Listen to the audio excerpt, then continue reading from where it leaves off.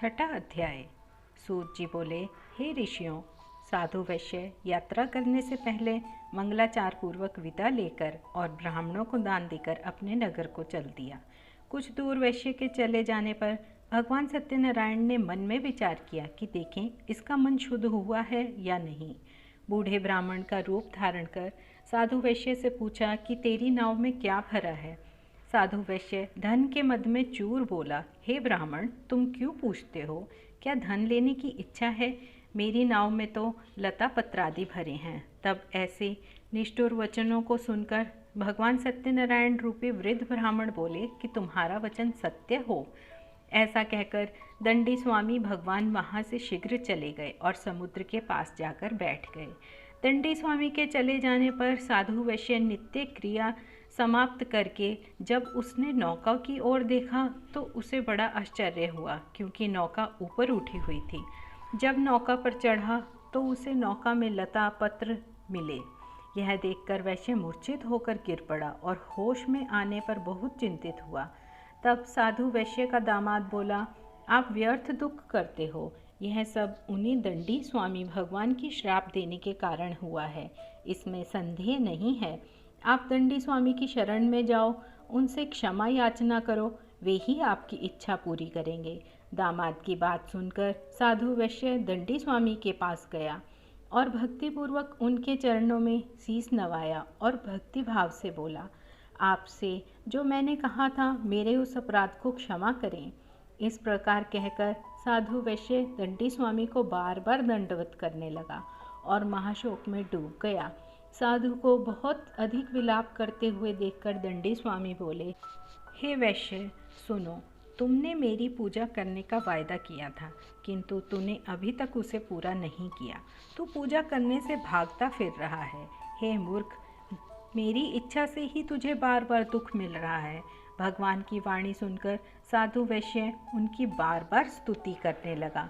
साधु वैश्य बोला, हे भगवान, आपकी माया से तो ब्रह्मा आदि देवता भी मोहित होते रहते हैं।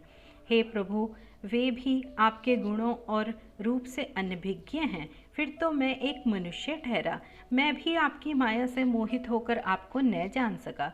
प्रभु, आप प्रसन्न होइए, मैं अपने वैभव के अनुसार आपका पूजन अवश्य करूँगा। मैं आपकी शरण में आया हूँ, अतः पहले मेरा धन देकर रक्षा कीजिए। इस प्रकार भक्ति से भरी हुई साधु की बातें सुनकर भगवान प्रसन्न हो गए। भगवान साधु वैश्य को मनोवांछित वर देकर अंतर्ध्यान हो गए। इसके बाद साधु वैश्य जब अपनी नाव पर आया तो उसे द्रव्य से भरा हुआ पाया। सत्यनारायण भगवान की कृपा से मेरा मनोरथ पूर्ण हुआ, इतना कहकर वह सब जनों के साथ वहीं पर श्रद्धापूर्वक भगवान का पूजन करने लगा और पूजन के पश्चात घर को चलने के लिए तैयार हो गया। सत्यदेव के प्रसाद से वह बहुत खुश हुआ और नाव को यत्न पूर्वक संभाल कर अपने शहर को ले चला। कुछ समय के बाद वह अपने नगर के समीप पहुंचा तो अपने दामाद से बोला, देखो, अपना नगर रतनपुर दिखाई दे रहा है। इस प्रकार कहकर अपने धन की रक्षा करने वाले दूतों को घर भेजा। वे दूत नगर में जाकर साधु वैश्य की पत्नी को देखकर हाथ जोड़कर प्रणाम कर वांछित वचन बोले, आपके पतिदेव और दामाद सब लोगों के साथ बहुत सा धन लेकर नगर के समीप आ गए हैं। दूत के मुख से अपने पति एवं दामाद के आने की बात सुनकर साधु की पत्नी बहुत खुश हुई। सत्यदेव का पूजन कर रही अपनी बेटी से बोली, मैं शीघ्र अपने पति साधु के दर्शन के लिए जा रही हूँ, तुम भी शीघ्र व्रत को समाप्त करके आ जाओ। माता की बात सुनकर कलावती ने सत्यदेव का पूजन शीघ्र समाप्त किया, परंतु कलावती भगवान का प्रसाद ग्रहण किए बिना ही अपने पति के दर्शनों के लिए चल दी। इससे भगवान ने रुष्ट होकर उसके पति और नाव को जल में द्रव्य सहित डुबो दिया। इसलिए कलावती कन्या अपने पति को न देख सकी। कलावती महाशोक में डूबी हुई रुदन करती हुई भूमि पर गिर पड़ी। इस प्रकार नौका को डूबी हुई और अपनी कन्या को बहुत अति दुखी देख उसने भयभीत मन से कहा कि यह क्या आश्चर्य है। नाव चलाने वाले नाविक भी चिंता करने लगे। इसके बाद लीलावती कन्या को विलाप करते देख अति विकल हो गई और विलाप करते हुए अपने पति से इस प्रकार कहने लगी कि हे स्वामी, देखते ही देखते नौका कैसे लुप्त हो गई। ना जाने किस देवता के श्राप से नौका दिखलाई नहीं दे रही। भगवान सत्यदेव के महत्व को कौन जान सकता है। इतना कहकर सब जनों के साथ रोती हुई कन्या को गोद में लेकर लीलावती विलाप करने लगी। कलावती भी स्वामी के मर जाने से अत्यंत दुखित हुई। कलावती पति के निधन को सोचकर विचार करने लगी, जब पति ही नहीं तो मैं जीवित रहकर क्या करूँगी। अब मेरा जीवित रहना व्यर्थ है, इसलिए मुझे सती हो जाना चाहिए। इस प्रकार सोचकर घर से पति की खड़ाऊँ ले आई और माता से बोली, मैं सती होना चाहती हूँ। साधु वैश्य शोक से अत्यंत दुखी होकर सोचने लगा कि मेरा सारा वैभव भगवान सत्यनारायण ने हर लिया या मैं उनकी माया के भ्रम में पड़ गया हूँ। मैं अपने वैभव विस्तार के अनुसार भगवान श्री सत्यनारायण भगवान का पूजन करूँगा। इस प्रकार सबको बुलाकर अपना मनोरथ बताने लगा। वह पृथ्वी पर गिरकर बार बार सत्यदेव को दंडवत करने लगा। इस पर दीनों के पालक श्री सत्यदेव जी संतुष्ट हो गए। भक्त वत्सल सत्यदेव जी की कृपा से आकाशवाणी हुई कि तुम्हारी कन्या प्रसाद को त्याग कर पति को देखने के लिए चली आई, इसलिए उसका पति अदृश्य हो गया। यदि वह पुनः घर जाकर और प्रसाद को खाकर आए तो निश्चित ही पति को प्राप्त करेगी, निसंदेह ही अपने पति को पाएगी। कन्या आकाश मंडल से ऐसे वचनों को सुनकर शीघ्र ही घर जाकर प्रसाद को खाया और उसके बाद पुनः आकर अपने पति को देखा। उसके पश्चात कलावती ने पति दर्शन से संतुष्ट होकर अपने पिता से कहा, अब आप घर चलें, देर क्यों करते हैं। कन्या की बात सुनकर साधु वैश्य संतुष्ट हुआ और उसी समय वहीं पर भगवान सत्यनारायण का विधि पूर्वक पूजन करके धन और बंधुजनों को साथ लेकर वह आनंद पूर्वक घर आया।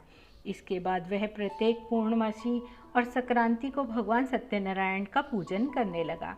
इस प्रकार साधु वैश्य व्रत के प्रभाव से इस लोक में सुख भोगकर अंत में सत्यदेव वैकुंठ को प्राप्त हुआ। श्रीमन्नारायण नारायण नारायण भजमन नारायण नारायण नारायण लक्ष्मी नारायण नारायण नारायण। 7वां अध्याय। सूत जी बोले, तुंगध्वज नामक एक राजा था जो प्रजा पालन में हमेशा तत्पर रहता था। उसने एक बार सत्यदेव के प्रसाद को त्याग दिया था, जिससे उसे बहुत दुख मिला। एक बार वह राजा वन में आखेट के लिए गया, बहुत से जंगली पशुओं का शिकार किया। घर को लौटते समय मार्ग में राजा ने वट वृक्ष के नीचे श्री सत्यदेव जी के पूजन को होते देखा।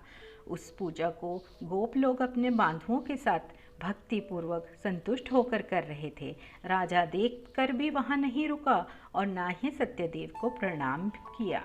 तत्पश्चात गोप लोगों ने पूजन समाप्त करने पर सत्यनारायण भगवान का प्रसाद राजा के पास रखकर अपने स्थान पर आकर इच्छा अनुसार प्रसाद ग्रहण किया। राजा उस प्रसाद को त्याग कर चला गया। राजा को प्रसाद को त्यागने के कारण अत्यंत दुख प्राप्त हुआ। उसके 100 पुत्र मृत्यु को प्राप्त हुए और उसका धन धान्य नष्ट हो गया। राजा ने सोचा कि मेरा धन और मेरे पुत्रों को नष्ट करने वाले सत्यदेव ही हैं, इसलिए मैं वहीं जाऊंगा जहां उनका पूजन हो रहा था। ऐसा मन में विचार करके राजा गोप लोगों के पास गया और गोप लोगों के साथ मिलकर सत्यदेव भगवान की विधित पूर्वक पूजा की। राजा के द्वारा भक्ति और श्रद्धा पूर्वक सत्यदेव का पूजन किए जाने पर तत्पश्चात उनके प्रसाद को खाने के कारण भगवान सत्यदेव उससे प्रसन्न हो गए तथा राजा का धन एवं पुत्र फिर से उसे प्राप्त हो गए।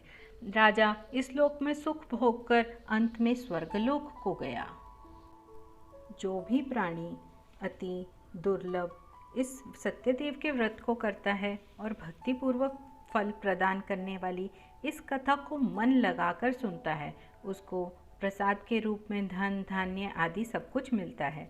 इसमें जरा भी संदेह नहीं है कि भगवान सत्यनारायण की कथा सुनने वाला और उनका प्रसाद ग्रहण करने वाला दरिद्र से दरिद्र को भी लाभ मिलता है और कैदी बंधन से मुक्त हो जाते हैं। भयभीत व्यक्ति का भय दूर हो जाता है। सत्यनारायण भगवान का व्रत करने वाला प्राणी इस लोक में सुख भोग कर अंत में स्वर्गलोक को जाता है। सत्यनारायण का व्रत करने वाले मनुष्यों को सब दुखों से मुक्ति मिल जाती है। विशेष रूप में कलयुग में सत्यनारायण भगवान का व्रत उत्तम फल देने वाला है। ऐसे वांछित फल देने वाले ईश्वर को कोई काल, कोई ईश, कोई सत्यनारायण, कोई सत्यदेव कहता है। भगवान सत्यनारायण अनेकों प्रकार के रूप धारण कर पृथ्वीवासियों की मनोकामनाएं पूर्ण करते हैं। जिन्होंने पूर्व जन्म में सत्यनारायण स्वामी का व्रत किया, उनके दूसरे जन्म का हाल कह रहा हूँ, ध्यानपूर्वक सुनो। सतानंद नामक एक गरीब ब्राह्मण था। दूसरे जन्म में सुदामा नाम से जन्म हुआ। भगवान कृष्ण की भक्ति करके मोक्ष को प्राप्त हुआ। लकड़ी बेचने वाला भील गुहराज हुआ। भगवान श्री रामचंद्र की सेवा करके मोक्ष को प्राप्त हुआ। उल्का मुख नाम का राजा दूसरे जन्म में महाराजा दशरथ हुए, जो भगवान श्री रंगनाथ का पूजन करके मोक्ष को प्राप्त हुए। साधु वैश्य भी धार्मिक और सत्य बोलने वाला मोरध्वज राजा हुआ। वह ऐसा सत्यवादी धार्मिक था कि स्त्री के साथ अपने पुत्र एवं अपना आधा शरीर आरे से कटवाकर ब्राह्मण रूपी श्री कृष्ण को देना स्वीकार किया और मोक्ष को प्राप्त हुआ। तुंगध्वज राजा दूसरे जन्म में स्वयं भूमनु हुए। वह संपूर्ण भागवत की कथा सुनकर मोक्ष को प्राप्त हुए। श्री सत्यनारायण भगवान की जय। भजमन नारायण नारायण नारायण।